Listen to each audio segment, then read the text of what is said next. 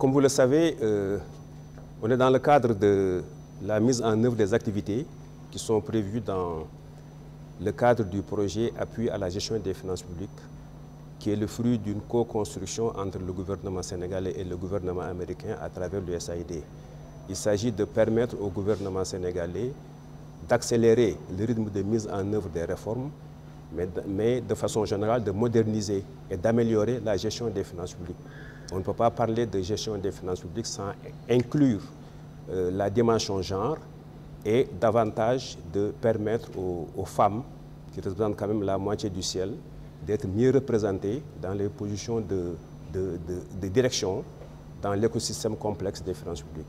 Le résultat attendu s'inscrit dans le continuum des actions déjà menées, parce que ça c'est la troisième session. La première a porté sur les finances publiques en général, la seconde a porté sur le genre, comment intégrer le genre dans la conception des politiques publiques, mais particulièrement dans la budgétisation.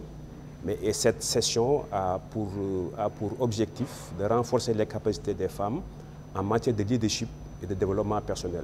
C'est-à-dire, comme l'a dit la présidente, leur permettre de pouvoir faire un plaidoyer, de développer un argumentaire afin que les choses puissent bouger dans le sens d'une meilleure équité entre les hommes et les femmes dans la gestion des finances publiques.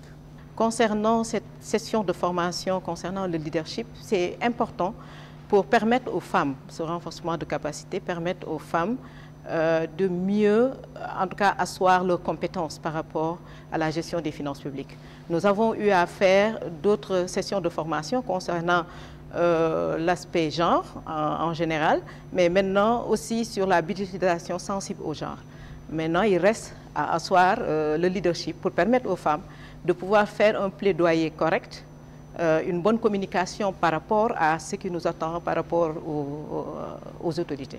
Les résultats attendus, c'est d'avoir des femmes capables de faire le plaidoyer qu'il faut, de faire l'influence qu'il faut par rapport à la gestion, à la position des femmes dans la gestion des finances publiques.